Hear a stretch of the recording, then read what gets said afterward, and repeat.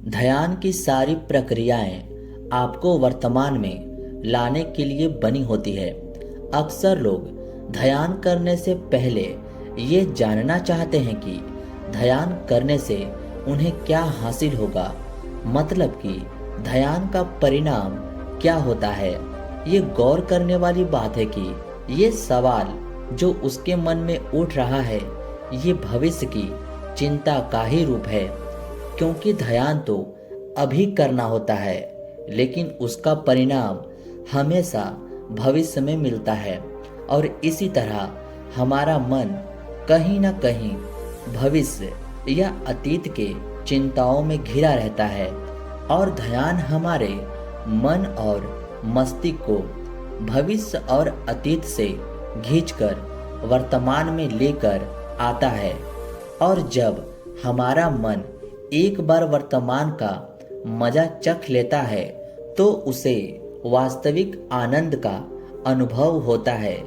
एक इंसान की पूरी जिंदगी अगर दो शब्द में समाहित की जाए तो वो दो शब्द होंगे, सुख और दुख। ये सुख और दुख मिलकर एक ऐसा चक्र बनाते हैं, एक ऐसा पहिया बनाते हैं कि इंसान उसी पहिए में जीवन भर गोल गोल घूमते रहता है।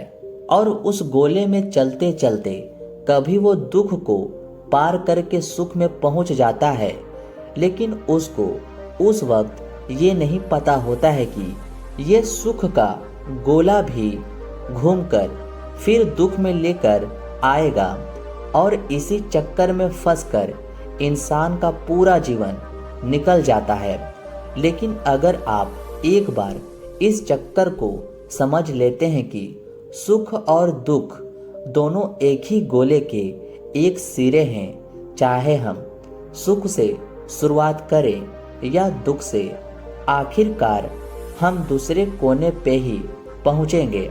अगर ये बात हमारा मन स्वीकार कर लेता है तो ही इंसान इस चक्कर से बाहर निकलने के बारे में सोचना शुरू करता है।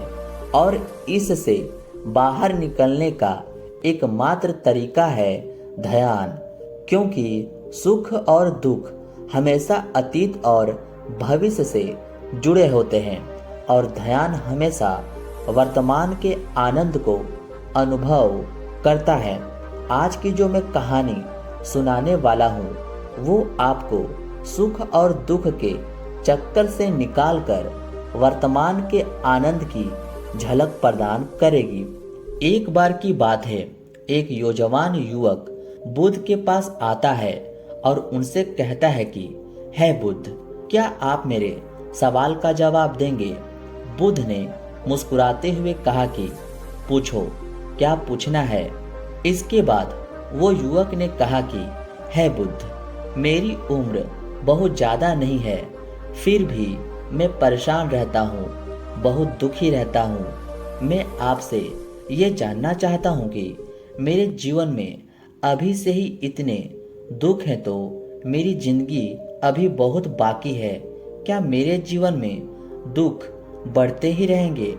क्या इन दुख से छुटकारा पाने का कोई रास्ता नहीं है? ये सुनकर बुद्ध कहते हैं कि कहाँ है तुम्हारे दुख? मुझे तो दिखाई नहीं दे रही है। ये सुनकर वो युवक कहता है कि हे बुद्ध, दुख तो मेरे अंदर है, मेरे भीतर है, वो आपको कैसे दिखाई देगी? यह सुनकर बुद्ध उस युवक से पूछते हैं कि क्या तुम्हें अपने दुख दिखाई देते हैं? वो युवक कहता है कि हाँ बुद्ध, मैं अपने दुखों को भली भांति देख पा रहा हूँ। तब बुद्ध ने पूछा, दुखों का मूल्य क्या है? बुद्ध में और उस युवक में चर्चा चल ही रही थी कि तभी एक भिक्षु वहां पर दौड़कर आता है। वो भिक्षु तथागत बुद्ध के कानों में कुछ कहता है। इसके बाद बुद्ध उस युवक से कहते हैं कि चलो, आज मैं तुम्हें जीवन का सत्य दिखाने के लिए एक जगह पर लेकर चलता हूँ। वहाँ पर तुम्हें कुछ भी नहीं बोलना है, चुपचाप सारी बातें सुनते रहना है। इसके बाद तुम्हें सारे प्रश्नों के उत्तर खुद ही मिल जाएंगे। ये कहकर वो युवक गौतम बुद्ध के पीछे पीछे चलने लगता है।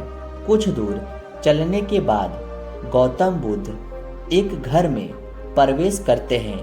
घर में प्रवेश करने के बाद वो युवक और तथागत देखते हैं कि वहाँ पर बहुत सारे लोग इकट्ठे हो रखे हैं और बीच में चारपाई पर एक वृद्ध आदमी लेटा हुआ है।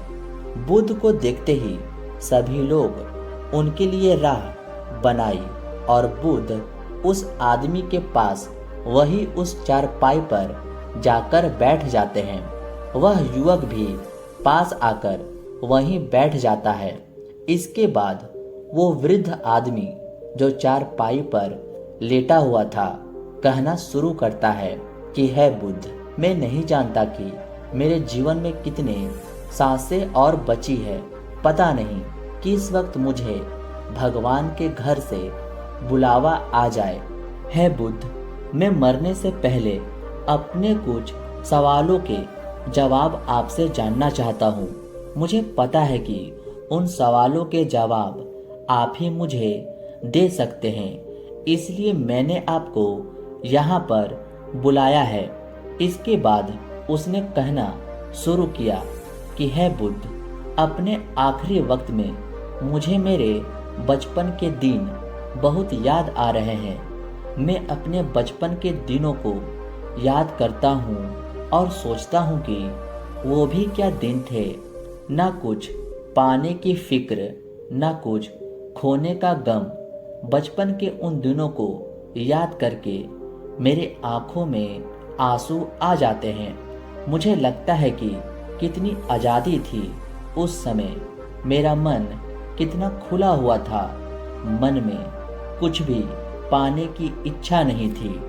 जिस भी खेल में लग जाते थे उसी खेल में पूरे दिन लगे रहते थे। लेकिन कुछ समय बाद जैसे जैसे मैं बड़ा होने लगा वैसे वैसे लोग मुझे जिंदगी के दौड़ में आगे निकलने को कहने लगे। मेरे पिता अक्सर मुझसे कहा करते थे कि तुम पढ़ाई में अपने भाई जैसे क्यों नहीं हो, तुम दूसरे लोगों से पीछे क्यों रहते हो। ये सब सुन सुन कर मेरा मन बहुत बेचैन रहने लगा। लोग मुझे बहुत ताने देते थे कि ना तो मैं खेल में अच्छा था और ना ही पढ़ाई में अच्छा था। सब मुझे किसी और की तरह बनने को कहते थे और उनके तानों से तंग आकर मैंने जीवन में कुछ हासिल करने का निश्चय किया। मैंने अपने आप से वादा किया कि मैं भी अपने भाई की तरह एक कामयाब इंसान बनूंगा और इसके लिए मैं दिन रात मेहनत करने में लग गया। शुरुआत में बहुत मुश्किलें आई, बहुत निराशा हाथ लगी, लेकिन मैंने हार नहीं मानी। खुद अपना व्यापार खड़ा कर लिया। उसके बाद मुझे कुछ पाने का एहसास हुआ। मुझे बहुत खुशी हुई क्योंकि जो लोग मुझे ताने देते थे वही लोग अब मेरे आगे पीछे घूमने लगे थे। कुछ वक्त बाद एक रईस लड़की के साथ मेरी शादी हो गई और उसके बाद मुझे लग रहा था जैसे मेरा जीवन स्वर्ग बन गया हो। कुछ सालों बाद मुझे 2 बेटे प्राप्त हुए। दोनों बहुत ही सुंदर और होनहार थे। अब मेरा मन मेरे बच्चों के लिए कुछ करने को उत्सुक हो गया। मैं और ज़्यादा धन कमाने में लग गया और जल्द ही मैं अपने नगर का सबसे बड़ा व्यापारी बन गया। सब कुछ अच्छा चल रहा था, लेकिन अनहोनी को कौन टाल सकता है। एक दिन अचानक मेरी पत्नी मुझे छोड़कर चल बसी। इससे मुझे बहुत गहरा आघात पहुंचा। कई दिनों तक मैं अपने घर से नहीं निकला। मेरे बेटे मुझे हिम्मत देते थे कि पिताजी, माताजी तो अब नहीं रही और जो हो चुका वो वापस नहीं आ सकता, लेकिन हम दोनों भाई आपका हमेशा साथ देंगे, आपकी हमेशा सेवा करेंगे। आपको किसी बात की कोई चिंता करने की आवश्यकता नहीं है। और धीरे धीरे मैंने भी अपने मन को समझा लिया कि अब तो मुझे अपने प्रिय पत्नी के बिना ही जीना पड़ेगा। इसलिए मैंने अपना मन अपने बेटों के साथ जोड़ लिया। उनकी खुशी में ही मुझे खुशी होती थी, उनके दुख में ही मुझे दुख होता था। इसके बाद उस वृद्ध आदमी ने कहा कि हे बुद्ध, इस जीवन चक्र में अक्सर मुझे महसूस होता था कि आखिर जीवन क्या है, जीवन की गहराइयों में कैसे जाना चाहिए, ये कैसे जाना जाए कि मैं कौन हूँ और मैं इस दुनिया में क्या करने के लिए आया हूँ। ऐसे तमाम सवाल मेरे मन में उठते रहते हैं। और मुझे आपके बारे में भी पता चला कि बुद्ध ऐसी ध्यान की प्रणालियाँ बताते हैं जिससे जीवन का मतलब समझा जा सकता है। लेकिन मैं हमेशा सोचता रहता था कि पहले मैं अपने जीवन से दुखों और परेशानियों को दूर कर लेता हूँ, उसके बाद ध्यान में मैं अपना पूरा मन लगाऊंगा। और यही सोच सोच कर मैं कभी ध्यान नहीं कर पाता था। धीरे धीरे वक्त बीतता रहा और आखिर में उम्र ढलने के बाद मैं बीमार पड़ गया। वैसे मेरे जीवन में कोई कमी नहीं रही। मेरे बेटों ने मेरा अच्छा साथ दिया। मैंने जीवन में बहुत कुछ हासिल भी किया, लेकिन अब मैं अपने जीवन को पीछे मुड़कर देखता हूँ तो मुझे एहसास होता है कि मेरे बचपन के दिन ही सबसे प्यारे दिन थे। तब उस वृद्ध आदमी ने बुद्ध से पूछा, मैं चंद घड़ियों का मेहमान बचा हूँ, मैं जानता हूँ, लेकिन क्या आप ऐसा सूत्र मुझे बता सकते हैं जिससे कि मैं सुकून से मर सकूं, मेरे मन के सारे सवाल जवाब शांत हो जाएं और मैं जीवन का असली मतलब समझकर मर सकूं। यह सुनकर बुद्ध ने कहा कि हर इंसान को बचपन के दिन प्रिय क्यों होते हैं, क्योंकि उस समय उसे कोई भी चिंताएं नहीं रहती, वो आजाद होता है, उसके मन में कोई लालसा नहीं होती, वो जिस काम में लग जाता है उसी में मगन हो जाता है। लेकिन जैसे जैसे इंसान की आयु बढ़ने लगती है वैसे वैसे उसकी इच्छाएं, उसकी कामनाएं दिन पर दिन बढ़ती जाती है। और इसीलिए अक्सर इंसान भविष्य की तैयारी में लगा रहता है या फिर अतीत के बारे में सोचता रहता है और वो वर्तमान में जीना भूल ही जाता है। और वही अगर हम किसी छोटे बच्चे को देखें तो उसके लिए कोई भविष्य या कोई अतीत नहीं होता, उसके लिए बस वर्तमान होता है। और इसीलिए वो वर्तमान में पूरा आनंदित होकर रहता है। तुमने अपना पूरा जीवन अपनी कामयाबियों, अपने बेटे, अपनी पत्नी की योजनाओं में ही बिता दिया और तो हमेशा यही सोचते रहे कि पहले अपने जीवन को व्यवस्थित कर लेता हूँ और उसके बाद जिंदगी को खोज करूँगा, उसके बाद ध्यान करूँगा। लेकिन हम ये भूल जाते हैं कि कल कभी नहीं आता, भविष्य की योजनाएं कभी पूरी नहीं होती। जब एक योजना पूरी होती है तो हमारा मन दूसरी योजनाएं बना लेता है और इस प्रकार जीवन चक्र चलता रहता है। और जब आखिरी समय में जब मृत्यु तुम्हारी संज्ञा पर लेटी हुई है तो तुम्हें एहसास हो रहा है कि मैंने जीवन में कुछ भी हासिल नहीं किया। अब तुम्हें लग रहा है कि जो भी तुमने किया उसमें से एक सुई भी अपने साथ नहीं लेकर जा सकते। अगर यही बात तुम उस वक्त समझ लेते तो अच्छा होता। मृत्यु कभी निश्चित होकर नहीं आती, ये तो कभी भी आ सकती है। अगर ये बात उस वक्त तुम्हारा मन समझ लेता तो तुम उसी वक्त ध्यान और सत्य की खोज में लग जाते। तुम कुछ ऐसी चीज खोजने की कोशिश करते जो तुम्हारे साथ जा सके, जो तुम्हें परिपूर्णता से मरने का मार्ग दिखा सके। उस वृद्ध आदमी ने हाथ जोड़कर बुद्ध से कहा कि है बुद्ध, ये तो जानता हूँ कि मुझसे गलतियाँ हुई है। मैंने अपने जीवन को सार्थक रूप से जिया ही नहीं, और इस बात का मुझे बहुत गहरे में एहसास हो चुका है। लेकिन आपसे फिर से वही सूत्र जानना चाहता हूँ कि क्या मैं अभी परिपूर्णता के साथ नहीं मर सकता? क्या मुझे अभी सत्य की कोई झलक नहीं मिल सकती?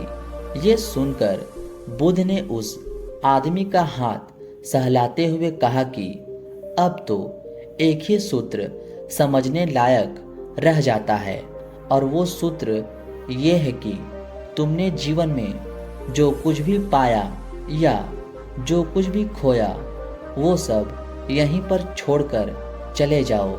उसे अपने मन के साथ जोड़कर मत ले जाओ।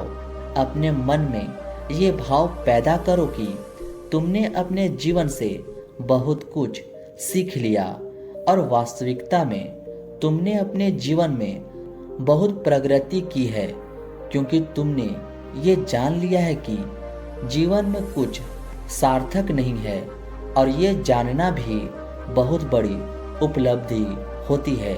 लोग जीवन भर जीते जीते मर जाते हैं, लेकिन उन्हें जीवन की निरर्थकता का कोई पता नहीं चलता।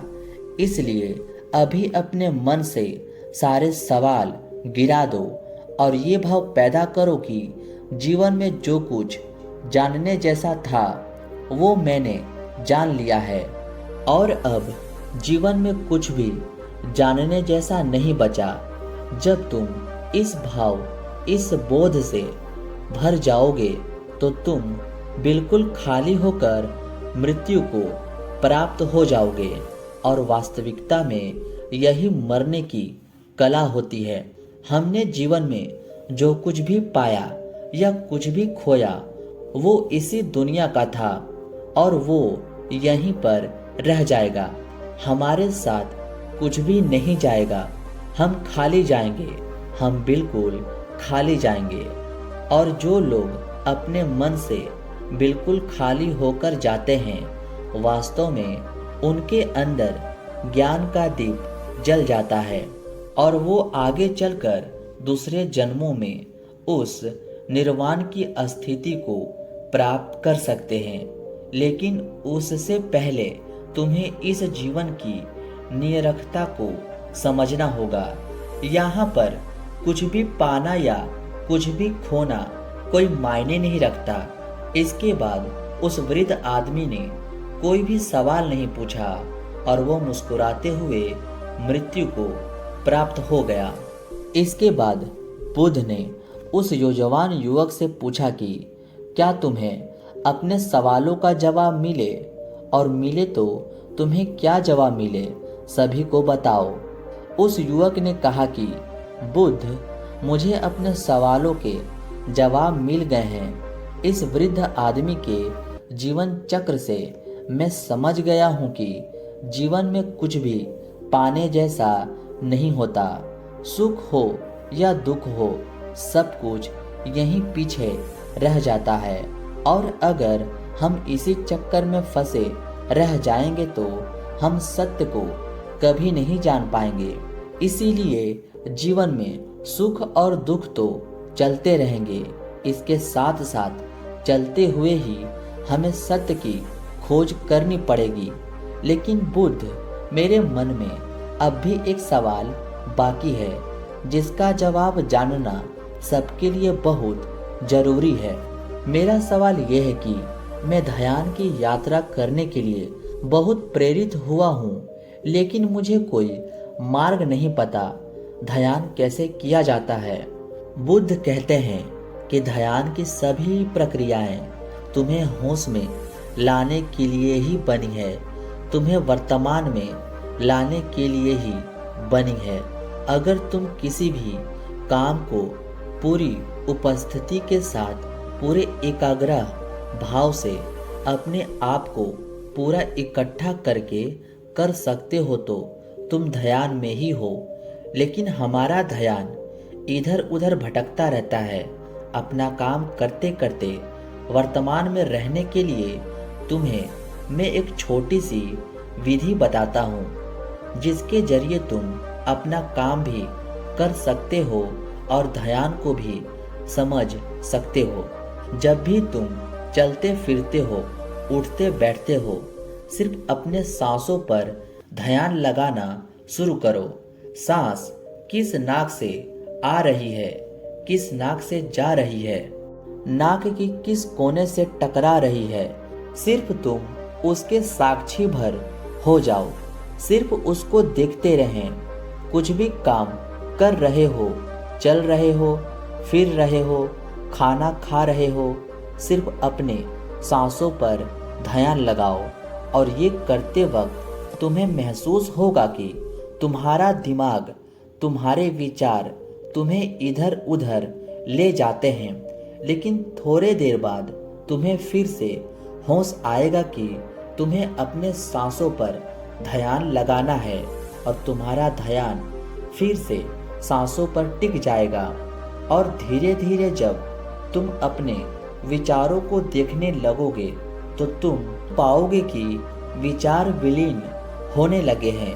तुम्हारे अंदर सिर्फ खाली मैदान बचा हुआ है।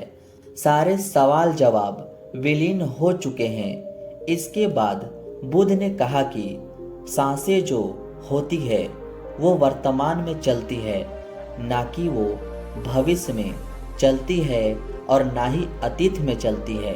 वो वर्तमान होता है, वही वर्तमान स्थिति होती है। और जब तुम अपने सांसों से जुड़ जाते हो तो तुम वर्तमान में ध्यान लगाना सीख जाते हो, क्योंकि सांसें जिन पर तुम ध्यान लगा रहे हो वो वर्तमान में चल रही होती है।